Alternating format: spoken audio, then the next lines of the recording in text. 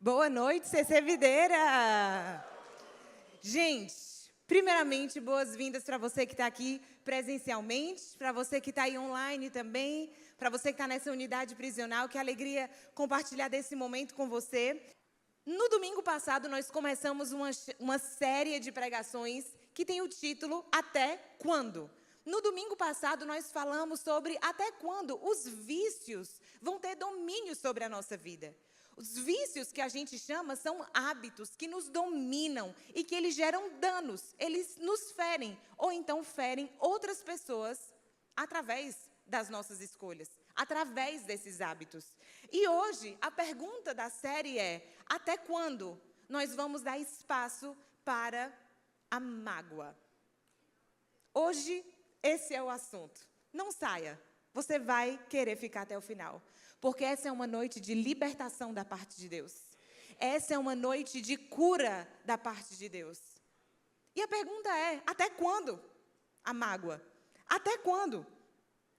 Se você tem uma definição de mágoa, que provavelmente você tem, eu respeito a sua definição, mas para a gente ficar aqui na mesma página, eu quero que você entenda mágoa como se fosse um machucado na tua alma.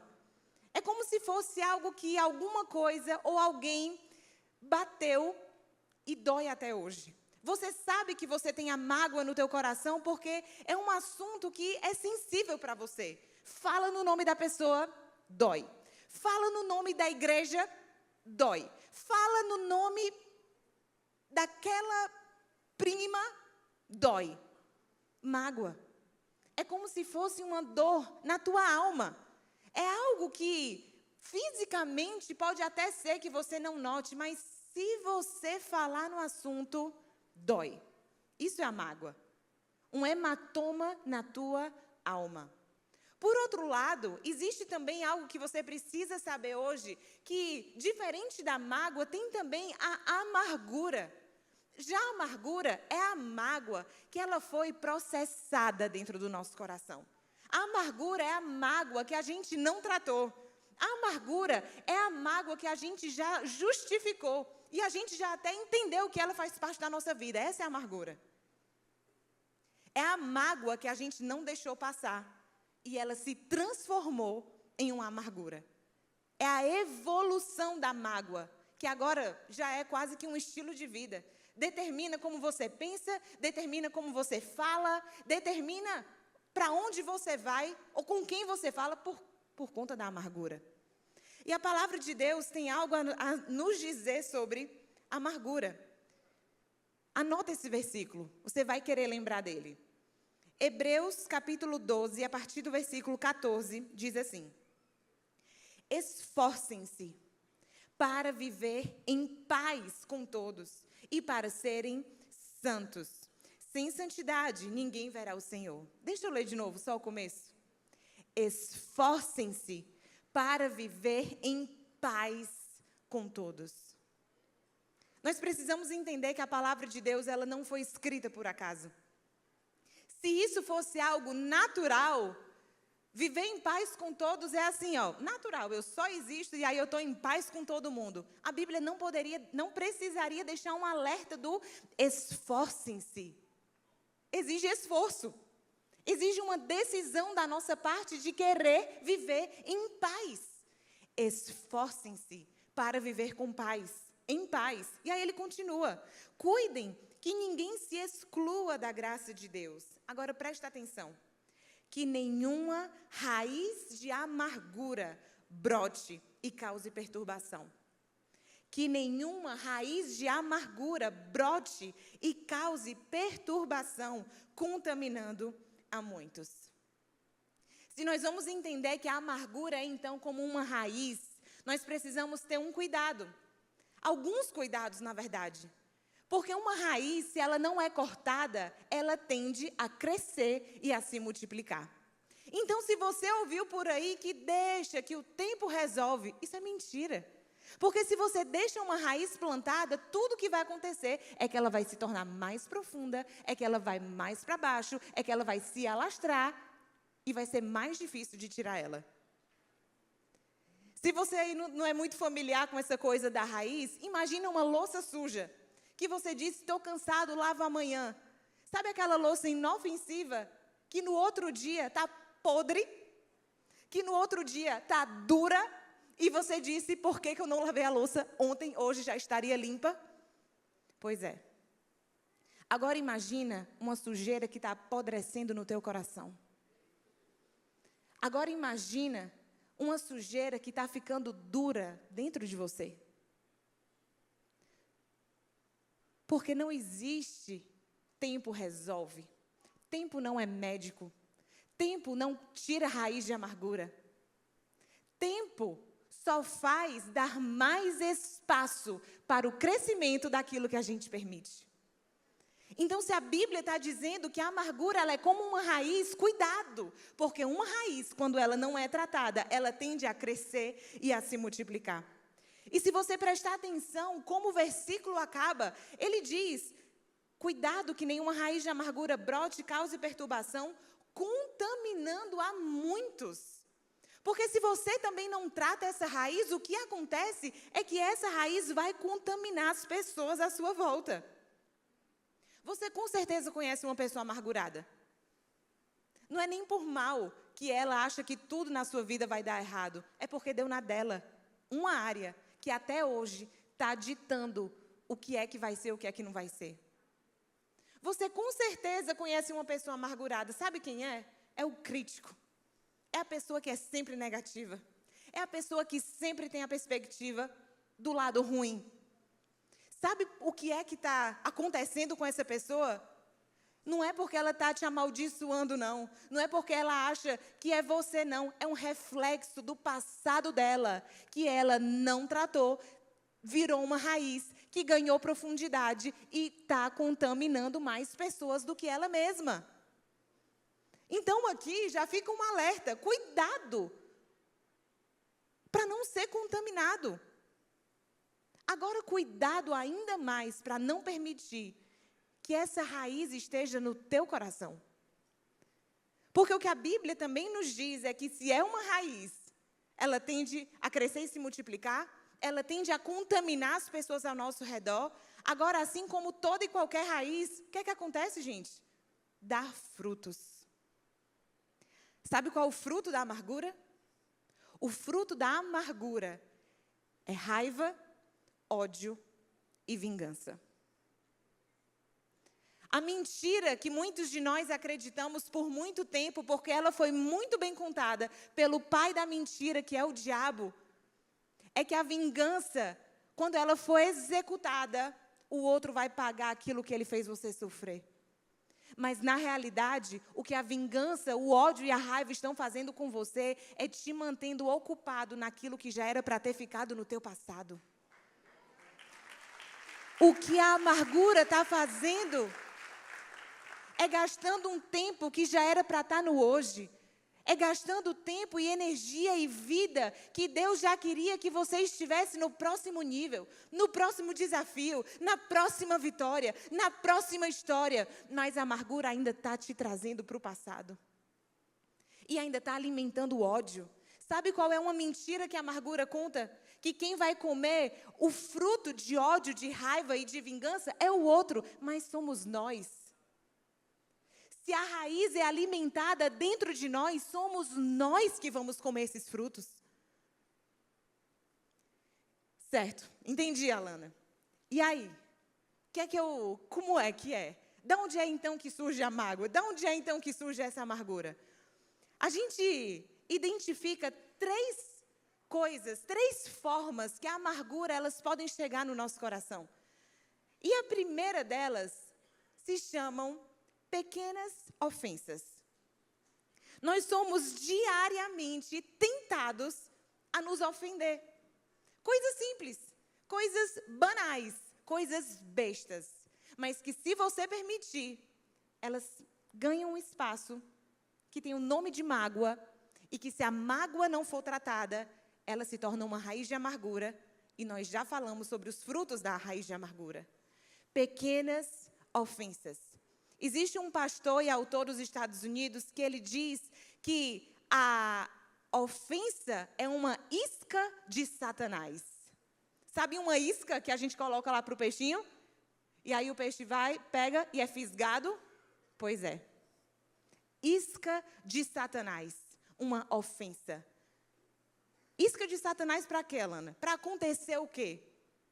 A ideia é que a gente perca um grande dia por causa de uma pequena palavra.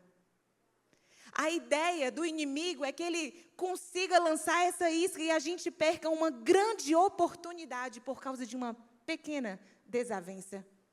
A ideia dele é que a gente perca uma grande amizade por causa de um pequeno momento.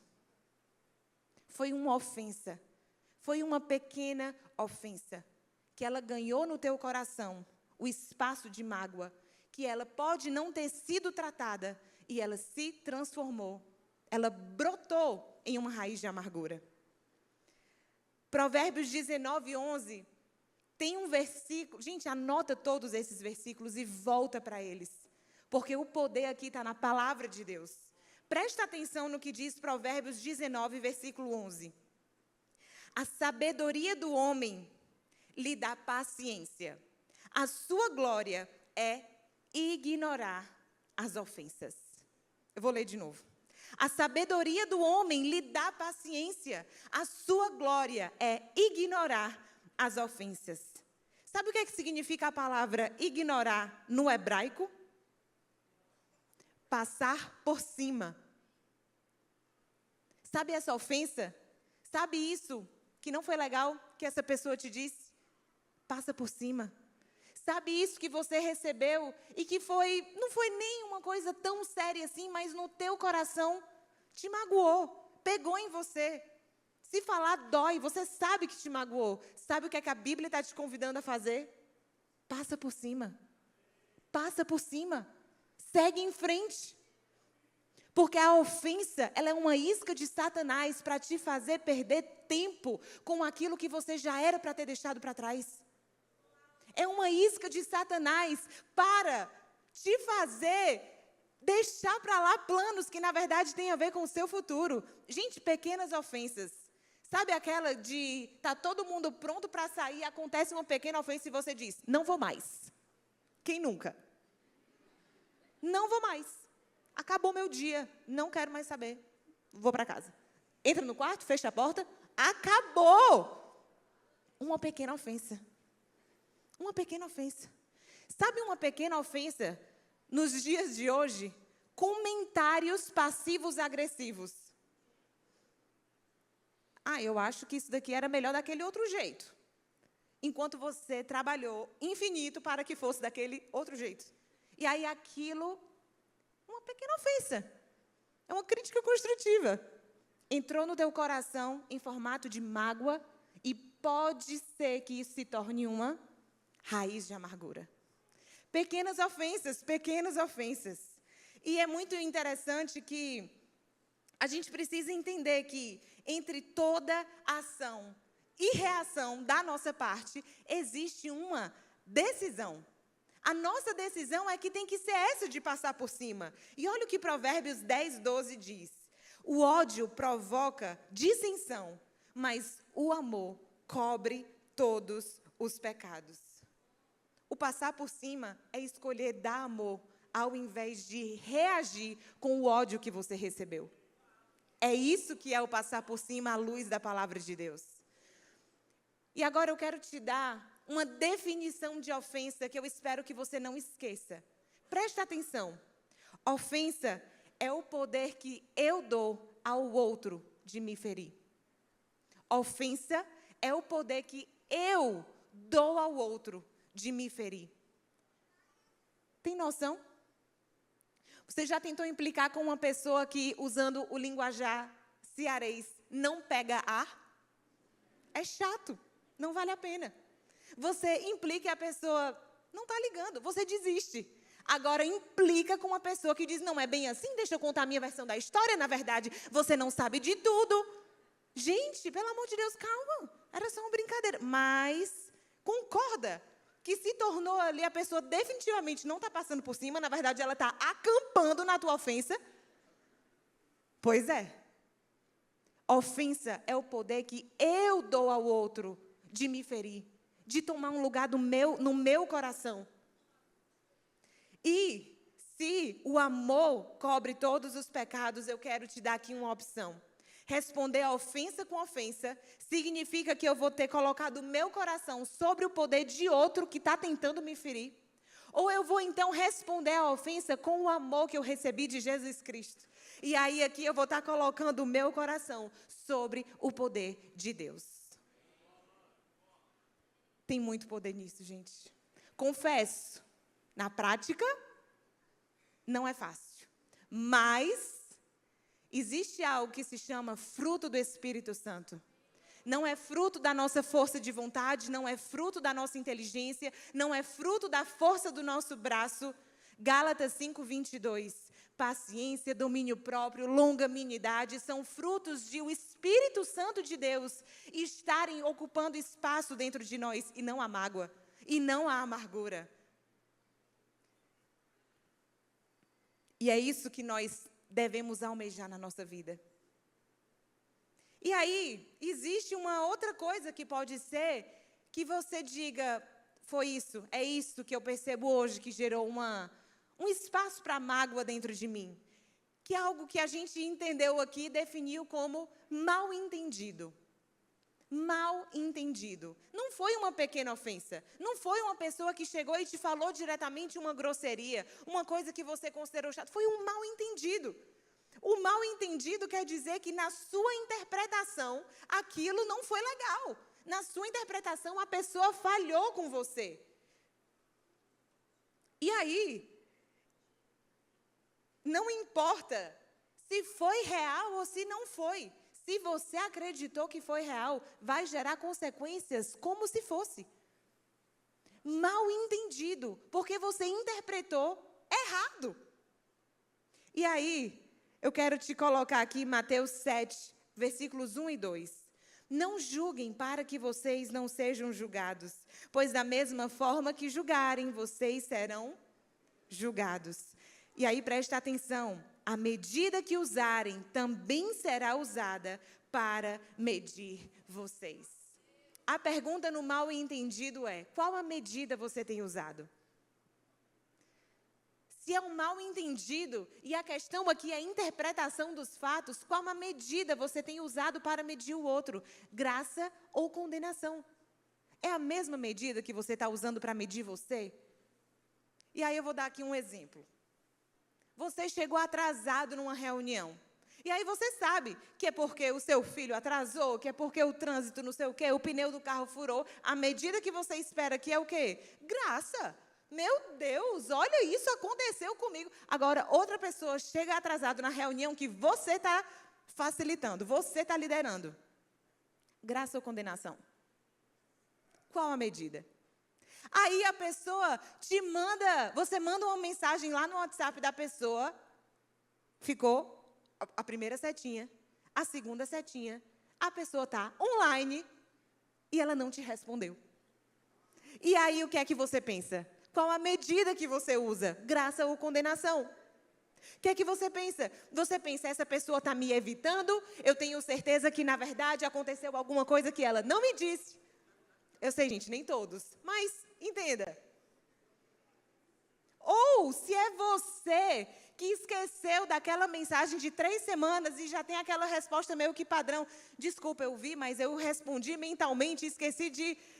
Pois é. Qual a medida? Qual a medida? Graça ou condenação? O que acontece, gente, é que a medida da graça, ela nos faz acreditar no melhor do outro. A medida da graça, ela dá ao outro a chance de explicação. A medida da graça, ela dá também a oportunidade de a gente se colocar no lugar do outro. Era só um mal entendido. E aí eu quero lembrar você do versículo de Hebreus. Esforcem-se. Porque você pode dizer, Elana, dá muito trabalho se colocar no lugar do outro e pensar que... Esforcem-se. Esforcem-se para viver em paz. Porque o natural pode ser o caminho que vai te levar para a mágoa, mas você não quer ir nesse caminho. O natural pode ser criar uma historinha aí de rejeição na tua cabeça. Você não quer ir por esse caminho. Escolhe o caminho da graça. Escolhe dar uma chance para essa pessoa. Escolhe assumir o melhor. Ela não viu mesmo a mensagem, mesmo que tenha visto, mesmo que não tenha respondido de propósito. Passar por cima. Ignorar as ofensas. Passar por cima. E aí, gente, a Bíblia nos conta uma história de um super mal entendido. Não sei se você conhece a história de Esté, da rainha Esté. Acontece que em um dado momento lá da história, você pode ler no livro de Esté, ali mais ou menos nos capítulos 6, 7, enfim, que um homem da confiança do rei Xerxes, ele chega para o rei e fala assim, olha, assina aqui esse decreto, porque tem um povo que ele não está legal, confia em mim, é melhor que eles morram. E aí o rei, olhando ali para a pessoa de confiança dele, disse, tudo certo, faz o que você entender que é melhor. Resumidamente, o povo que esse cara queria matar eram os judeus. E a rainha Esté era judia. E a rainha Esté soube disso. Soube que todo o povo dela, inclusive talvez até ela, fossem ser mortos por um decreto do próprio rei. E quando ela soube disso, ela começou a orar. Ela começou a pedir estratégia de Deus. Ela fez lá toda uma coisa. Vale a pena. Esté foi muito sábia. Antes de chegar no rei, ela deu para ele 2 banquetes. Ela foi a forma dela de falar, se conver. Vale a pena. Leia esse versículo depois de Esté. Eu só quero chegar aqui no ponto em que, finalmente, quando ela fala para o rei o que é que estava prestes a acontecer, olha a resposta do rei. Quem faria uma coisa dessas? Esté 7, 3 a 6. O rei pergunta, quem faria uma coisa dessas? Onde está o homem que teria a audácia de fazer isso? O rei nem sabia o que é que ele tinha de fato autorizado. Já pensou se a rainha Esté tivesse morrido ali no mal entendido? Nesse caso, literalmente um povo inteiro ia padecer. Um mal entendido. E aí às vezes você pensa, Elana, é só um mal entendido. Mas já se passaram 5 anos e você ainda pensa nesse assunto. Elana, era só um mal entendido. Pois é, mas você deixou de ir naquela igreja por causa desse mal entendido.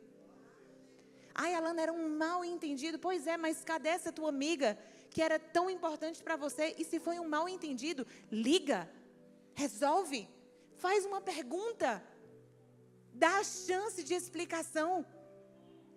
Pequenas ofensas, maus entendidos. Agora existe uma outra causa que pode ser que gere mágoa. E que se a gente não trata essa mágoa, ela literalmente se torna uma raiz profunda de amargura. E essa não foi uma pequena ofensa. Esse terceiro tipo não foi um mal entendido. Foi um erro intencional de uma pessoa que quis te ferir. E aí é muito mais difícil. É muito mais delicado. Porque sobre esse tipo de coisa que pode ter gerado mágoa e amargura dentro de você, não tem explicação. Não tem justificativa. E aqui eu me refiro a abusos. Quando eu falo de grandes feridas, eu me refiro a violências. Eu me refiro a traições. Eu me refiro a coisas que roubaram a tua confiança. Não foi um mal entendido, foi de propósito mesmo. Não foi uma pequena ofensa, foi uma ofensa intencional. E que isso gerou uma mágoa dentro de você.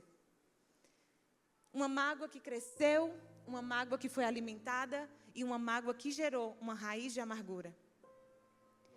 É com muito respeito que eu toco nesse ponto. Porque eu sei que doeu de verdade. E foi errado de verdade. Mais uma vez, é com muito respeito que eu vou te apresentar uma opção que a palavra de Deus dá para você. Seja a pequena ofensa, seja o mal entendido, ou seja uma grande ferida que alguém quis te ferir mesmo e feriu. Eu vou te contar 2 histórias. A primeira é a história de José. José, ele era o mais novo de alguns irmãos e ele era muito especial e os irmãos dele tinham inveja dele. E chegou um momento em que os irmãos dele queriam matar José. Eles não conseguiram, e aí eles decidiram então vender José. E eles venderam José como escravo. Os anos passaram, José foi preso, aconteceram mal entendidos lá enquanto ele estava preso. Em um determinado momento da história, o rei teve um sonho que ninguém conseguia interpretar. Lembraram que José interpretava sonhos. E aí ele se tornou governador do Egito. Chegou um momento em que os irmãos que tinham vendido, eles tinham tentado matá-lo, mas eles venderam ele como escravo. Eles, em um momento de fome, foram recorrer ao Egito e se depararam com José, sem saber que era o irmão deles. E olha o que a palavra de Deus fala, Gênesis 45, 4 e 5. Olha o que José, na ocasião da perfeita vingança, caso ele quisesse ter feito isso, olha o que ele fez. Cheguem mais perto, disse José a seus irmãos. Quando eles se aproximaram, disse-lhes, eu sou José, seu irmão, aquele que vocês venderam ao Egito. Agora, não se aflinjam, nem se recriminem por terem me vendido para cá, pois foi para salvar vidas que Deus me enviou adiante de vocês. Com isso, eu quero dizer que até de uma dor profunda, Deus pode tirar algo de bom. E com isso, com muito respeito ainda, eu quero te dizer que o teu futuro não vai ser mais sobre essa dor que aconteceu no teu passado. Presta atenção.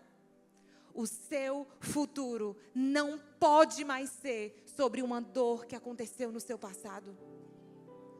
Você viu que a mágoa se transforma em amargura. A amargura gera ódio, raiva e vingança. Sabe o que esses três frutos fazem? Eles fazem uma aliança com o teu passado. Eles fazem você não parar de sair do teu passado. Eles te impedem de sair do teu passado. E hoje é uma noite de libertação. E hoje é uma noite de cura. Porque mesmo que infelizmente isso tenha acontecido no teu passado, hoje é o dia de até quando? Até hoje. Porque não dá mais tempo de a tua história ficar sendo sobre essa dor. Não dá mais tempo de essa dor terrível que lhe aconteceu continuar sendo o centro da sua história. E aí eu sei que alguns de vocês estão pensando assim, Alana, só não me fala que eu preciso perdoar. Eu entendi, mas só não me diz isso. Só não me fala que é o perdão. Um dos discípulos também perguntou isso para Jesus. Pedro, tem uma hora que ele diz assim, Jesus, até quando eu preciso lidar com essas ofensas? Quantas vezes eu preciso perdoar? E Jesus, ele respondeu com uma parábola. Jesus respondeu com uma história. E a história foi de um rei que ele era riquíssimo. E ele foi prestar contas com todos os servos que deviam a ele. E um cara, ele devia tanto, mas ele devia tanto, que ele disse assim, você está preso. Enfim, você não tem como pagar, você está preso. E ele implorou por misericórdia. E ele disse, pelo amor de Deus, tenha misericórdia, eu não posso te pagar, mas tenha misericórdia. O rei concedeu a misericórdia dele. E ele foi livre, ele saiu. E quando ele saiu, ele encontrou com alguém que o devia. E esse devedor, o devia muito pouco, era muito menos do que a dívida que ele tinha. E aí a Bíblia fala que ele pegou essa pessoa e ele dizia, você me deve, me paga o que você me deve. E o cara disse, tenha misericórdia de mim, por favor, tenha misericórdia. Adivinha o que ele fez? Ele não perdoou. Ele não teve a misericórdia que o rei tinha acabado de ter com ele. O rei, sabendo disso, voltou a ele e disse assim, você não deveria ter tido misericórdia dele como eu tive de você? Por causa disso, você vai ser preso e você vai pagar, sob tortura, o que você me deve. E Jesus conclui dizendo, assim o Pai dos céus fará conosco. Porque existe um perdão imerecido que nós não merecíamos, mas Deus nos concedeu. Então, se você acha que em você não tem força para perdoar, existe um perdão que é de Deus através de você, para libertar você. Porque o perdão não é sobre a outra pessoa merecer. O perdão não é sobre apagar o que aconteceu. O perdão não é sobre dizer que não doeu. Doeu, foi errado e não deveria ter acontecido. Mas se você quer ser livre, se você quer viver tudo que Deus tem para a sua vida, o perdão de Deus está disponível para você. A segunda história que eu ia te contar é um caso super difícil que aconteceu e que está escrito lá em 2 Samuel capítulo 13, onde um meio-irmão abusa sexualmente de uma meia-irmã. E isso é muito sério. E acontece que, diferente de José, que tinha resolvido lá a questão de amargura, esse caso, ele acabou em assassinato. Você pode ler depois, 2 Samuel capítulo 13.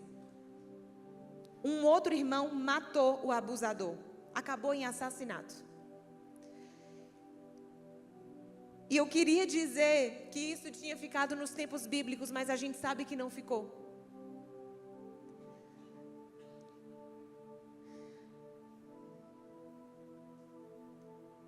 Eu quero que você entenda que é com muito respeito que eu te falo hoje, que o perdão é sobre a sua liberdade. O perdão é sobre a sua liberdade. O inimigo nos conta uma história de que a vingança vai fazer o outro pagar. Mas tudo que a vingança realmente faz é te manter cativo de algo que você já tem que deixar no seu passado. O perdão, ele quebra o ciclo da maldade. O ciclo da maldade é: você me fez mal e agora eu vou te fazer mais mal ainda. Você me feriu, eu vou te ferir ainda mais. O ciclo da maldade, ele é encerrado quando o mal pode até ter tocado em você, mas ele tocou em você. E porque você perdoou, ele caiu no chão.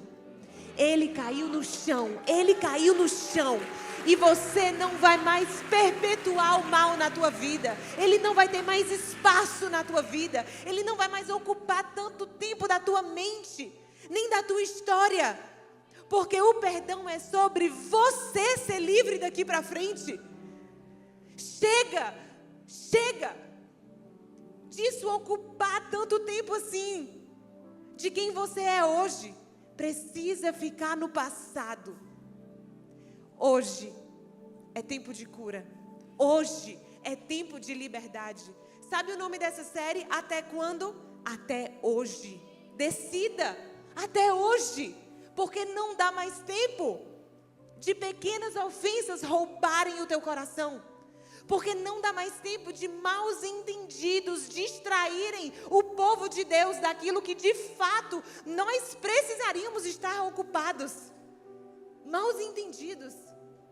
Assim como não dá mais tempo para essa tragédia se tornar o assunto do teu presente e do teu futuro.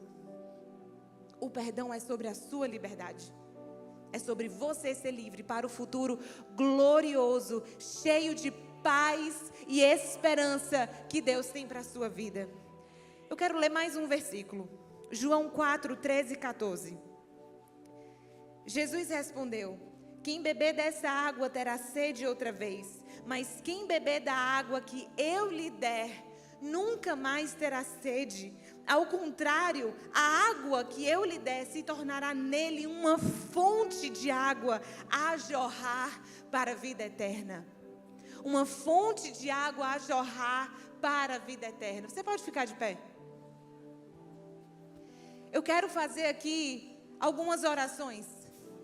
E eu quero que você hoje tenha a oportunidade de tirar o espaço que essa pequena ofensa, esse mal entendido ou essa grande ferida tem ocupado no teu coração e que já está fedendo dentro de você, já está podre, já está duro. mas que hoje essa água que sai da fonte vai curar você. Então eu quero te encorajar, coloca a mão no seu coração. Eu não sei se foi uma pequena ofensa, eu não sei se foi um mal entendido, eu não sei se foi essa grande ferida, mas eu sei que há liberdade da parte de Deus para você hoje. Então nós vamos orar. Jesus Cristo, Espírito Santo de Deus, tira de nós toda raiz de amargura. Nós arrancamos toda raiz de amargura de dentro de nós, de dentro do nosso coração. Que não haja mais espaço para essa ofensa ocupar tempo da cabeça dos teus filhos. Que não haja mais espaço para esse mal entendido ocupar o teu povo. Que não haja mais espaço para essa tragédia que aconteceu ainda se tornar assunto de mesa hoje. Para que essa grande tragédia seja o assunto principal da vida gloriosa que os teus filhos têm pela frente. Jesus, nos ajuda a perdoar, nos ajuda a sermos verdadeiramente livres, porque o Senhor liberta de verdade. O Senhor pode nos libertar para sempre. Jesus, eu oro por cura, o abraço que não chegou e que ofendeu, a palavra que não foi dita e que gerou mágoa, a maldição que foi lançada no lugar da bênção. Cura, liberdade, em nome de Jesus. Amém.